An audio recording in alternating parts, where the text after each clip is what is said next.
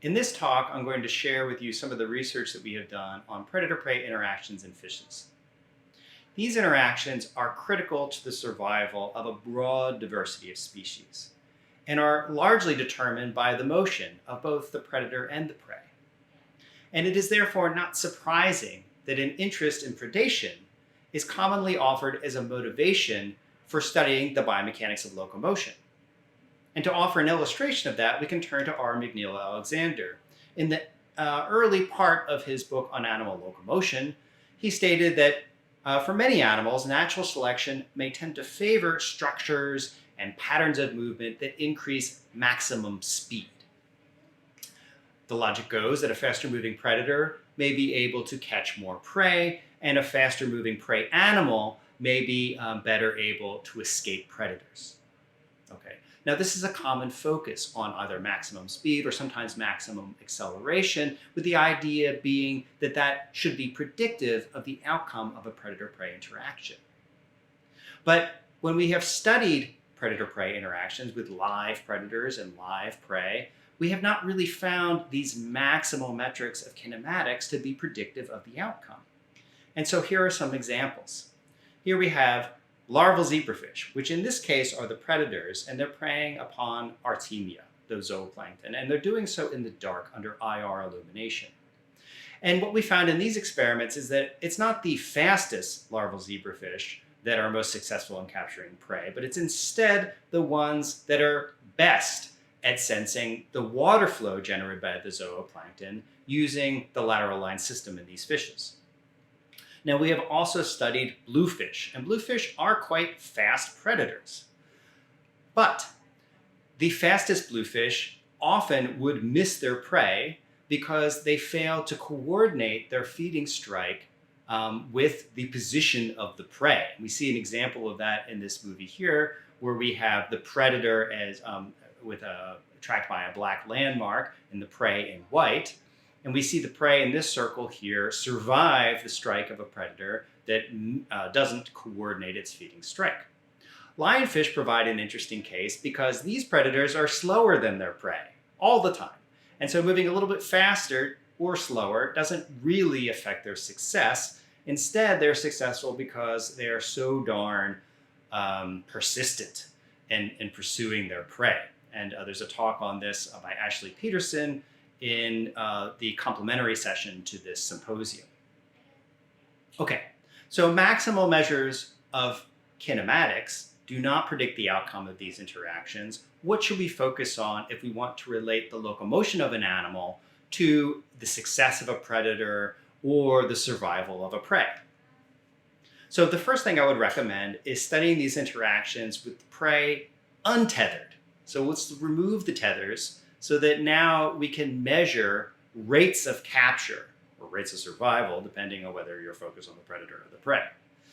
Okay, now that the prey is liberated and free to escape the predator, we can begin to measure properties of the morphology or biomechanics of either animal and relate them to their success. Now, what should we focus on in that endeavor? Well, a lot of research is focused on the feeding strikes of fishes, which is a very fascinating area and super important for deciding whether or not the prey is going to escape. Now, prior to the strike, we of course have the locomotion, the targeting behavior of the predator, and I'm going to talk about that in a little bit. Both of those behaviors, both the approach and the strike and perhaps capture, are of course guided by the physiology, the muscle physiology of the animal, and the neurophysiology which activates those muscles, makes decisions about muscle activation, and gathers sensory information. So sensory cues ultimately guide the physiology towards that end, being the capture. So the scope of this is suddenly very broad, and we're talking about multiple dissertations worth of research, perhaps. But what we can do to study these phenomena in the scope of a single investigation is to black box the physiology and the biomechanics of the animal, and to instead consider that black box as a behavioral algorithm, which we call the strategy. Okay, so the strategy relates the sensory inputs, which we'll have to measure in an experiment, to the motor outputs that emerge, the kinematics that emerge in response to those sensory cues. So I'm going to advocate for the study of strategy, these behavioral algorithms. And we're not alone in this advocacy. There's a very interesting recent review in Current Biology which makes the same pitch and offers other examples. Okay, so how does one study strategy? The first question we were interested in is, how do fish predators target prey? And I'm going to outline 3 hypothetical strategies for the predator's targeting. And in each case, we're going to model the predator and prey as a particle that has motion with a particular velocity designated by these arrows. Now, the direction of the predator's velocity can be defined relative to the line of sight with respect to the prey, and that angle is known as the bearing. And in this case, the bearing angle that is chosen is the one that points the predator at an interception point with the prey. And that algorithm is known as parallel navigation. It's rather sophisticated. It requires that the predator be aware of the relative velocity of the prey and then calculate the appropriate bearing. A much more simple strategy is known as pure pursuit, where the predator is aligned with the instantaneous position of the prey all the time. And so, in other words, it has a 0 bearing that is fixed. Another fixed bearing, but one that is non-zero, results in a strategy known as deviated pursuit. So we can see down here the predator has a non-zero bearing. It's sort of hedging in the direction of the prey's velocity, but it ends up following a curvilinear path because it does not choose the exact bearing that allows for it to intercept, which is achieved by parallel navigation. Now, these strategies have been studied for aerial predators to a great extent, and those studies have demonstrated how birds of prey, dragonflies, and bats are capable of parallel navigation. They don't necessarily use them all the time, but they are capable of this. And these studies have very nicely outlined an approach for studying the strategy of predators, where one measures the kinematics of the predators and compares those observations with the predictions of agent-based models. That is, predicting how the particle that is the prey should move through space according to the instantaneous position of the prey. Now, we did this, we basically copied the approach of these investigators and we applied that to a study of fishes. And in particular, we focused on bluefish as predators as they preyed upon fungulus. And we see an example of one of our experiments here, where the predator began at this point in space, and as time progressed, they moved towards the prey and eventually struck at the prey. The prey's trajectory is shown in this gray curve here. And an agent-based model operating by parallel navigation is shown by this mustard-colored trajectory. And we can see that there's a very large discrepancy between the prediction and the observation early on, and then it gets a little bit better. Now, the discrepancy can be quantified as the distance between the prediction and the measurement divided by the path length of the measurement. And if you take the mean value of that discrepancy, then you get this mean error that we see graphed on the right. Now, another thing that we did was to start these simulations at different points in time. So for parallel navigation, in this case, each of these dots shows us the beginning of a simulation, and each simulation is color-coded slightly differently. We can see that the simulations were most accurate at around this point in time, but none of them achieved a mean error of less than 1%. In contrast, simulations of deviated pursuit did better, particularly at these later points in time. So you can apply this general approach to all of the experiments that we performed. Here we just see some of them. And what it shows is that generally deviated pursuit did better than parallel navigation. And if you go through time and you apply a particular threshold of the error, then we can find, or we found, that deviated pursuit generally is more accurate than parallel navigation. And the particular angle that the bluefish adopted was something in the neighborhood of 4 degrees. Now, not all fishes move as continuously as bluefish, but instead move with an intermittent beat and glide locomotion. like we see for the zebrafish shown here. Now, Alberto performed experiments where he measured the kinematics. What we have on the x-axis is the bearing of the prey prior to a tail flick or tail burst, and on the y-axis is the change in heading that's achieved during a burst.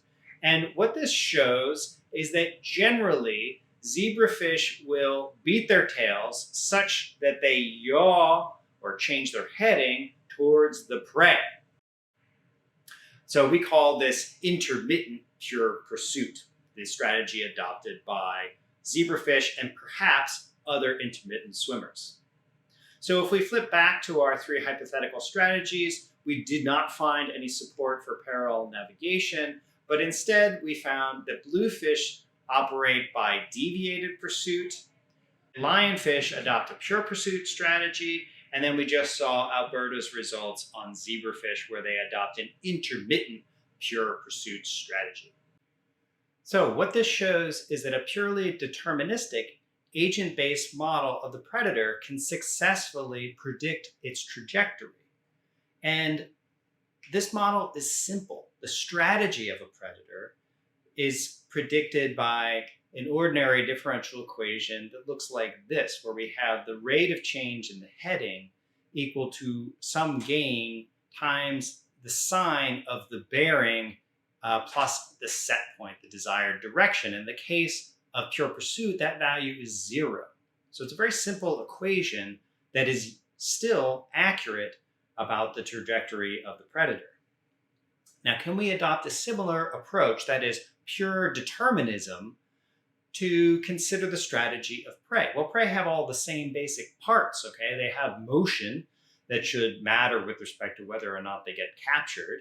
And that motion is guided by sensory cues that filter through the physiology and generate forces. Now, our work in this area has focused on the larvae of zebrafish, and that's what we see pictured here. They're a model system for neurophysiology and biomechanics.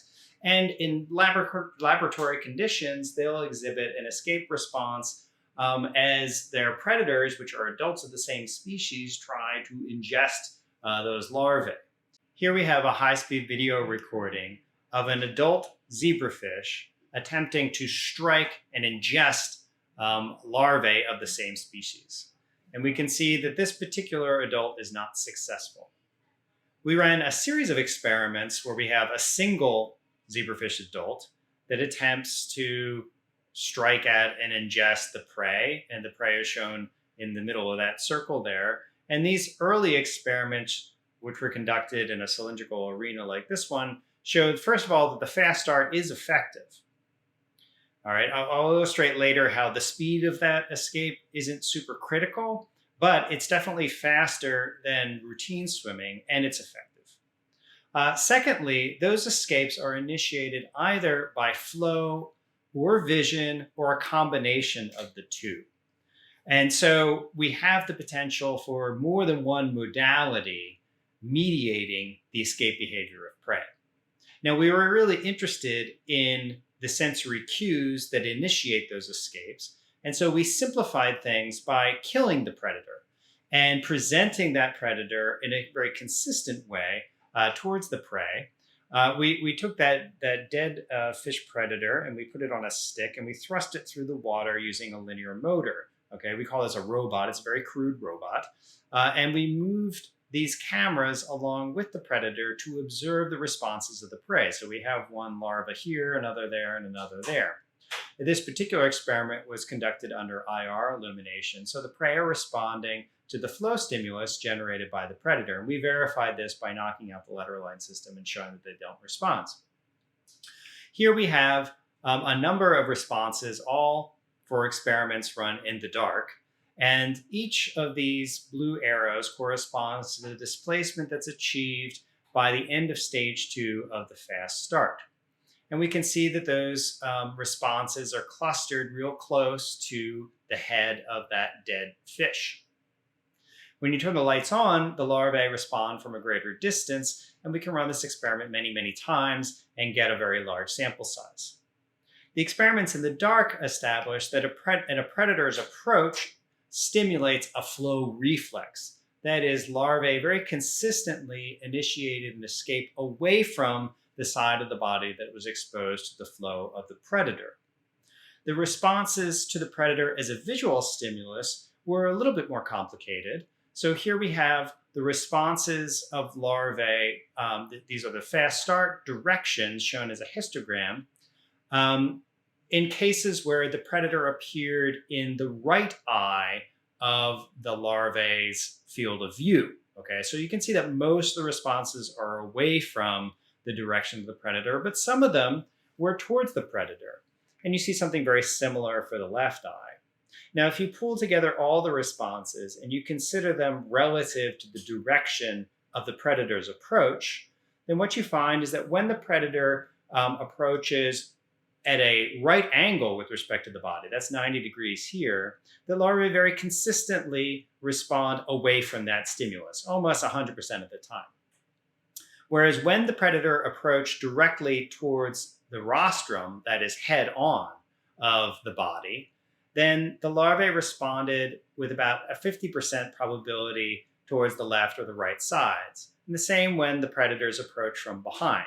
It's about a 50-50 chance of going one way or the other. And this is totally sensible and has been shown in other species as well, that the prey very consistently moves away from the predator when the predator approaches from one side, but otherwise has about an equal probability of a response. And the goal here was to characterize not just the deterministic elements of the prey's behavior, but also those more random elements. So what we have here is an example of measurements of the escape duration, how long it was that the prey swam to escape the predator. And we ran experiments with adult and juvenile predators to vary the relative size of that threat. And we made similar measurements for the escape angle, the angle relative to the predator's approach, and the distance at which the prey responded to the predator. And we also incorporated stochastic elements for the predator. So here we have, for example, the duration of a strike. So what we did in order to model this so that we would have a predictive understanding is we incorporated these stochastic elements in agent-based modeling. So for example, the control diagram for the predator looks like this, where the predator is either tracking with a pure pursuit strategy or striking, and it can switch between these two according to a random number generator, in this case, that considers the strike distance. The prey also has this combination of stochastic and deterministic elements where the prey went from a resting state to an escape state, depending on how close the predator was to the prey.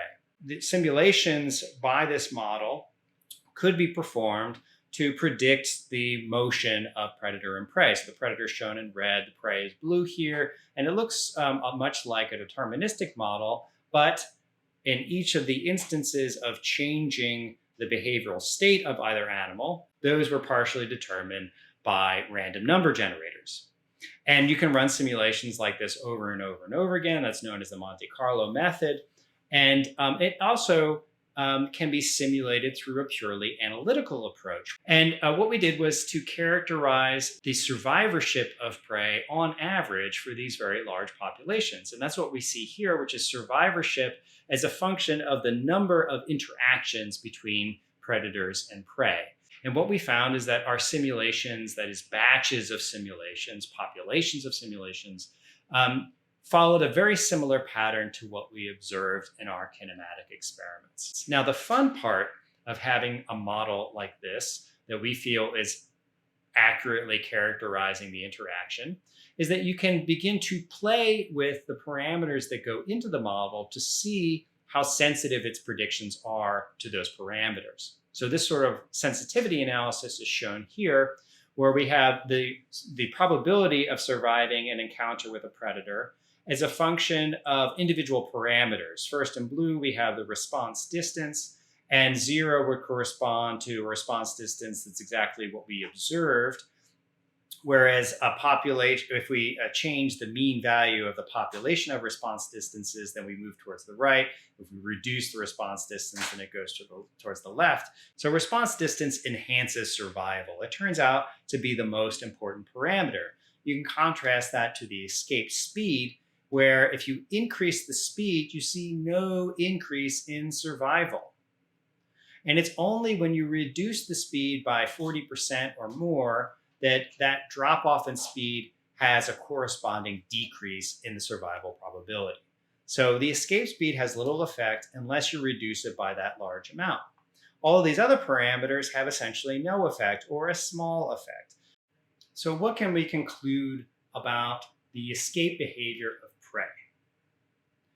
Well, in response to this question of how prey evade capture, we found, first of all, that the strategy hinges on the sensory modality. In the case of a flow cue, the prey respond very consistently with an escape response away from that threat. And therefore, you could say that the behavior is highly deterministic.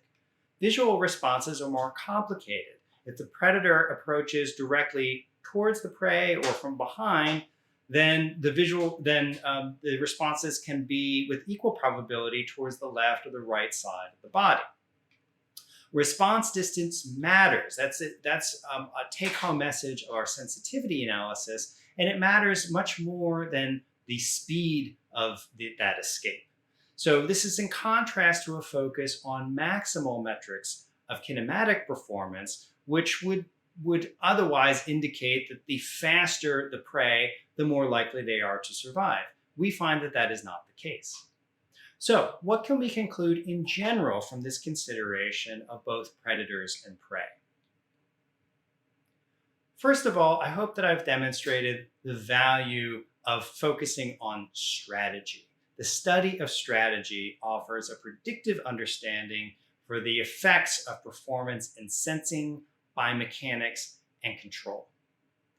Secondly, predator trajectories are predictable, but prey trajectories are generally not predictable because there's more stochasticity in their decision-making.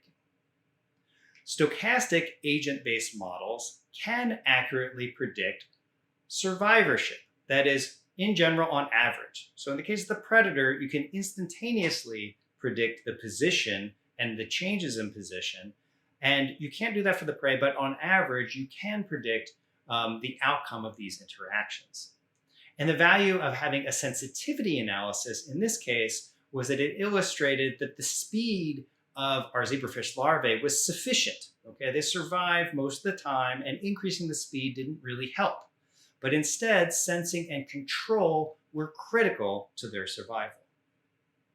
So with that, I'd like to thank my collaborators, funding agencies, National Science Foundation, the Office of Naval Research, and most of all for the symposium organizers, Patrick and Alejandro, who very kindly included me in this and were supported by the company of biologists. Thank you.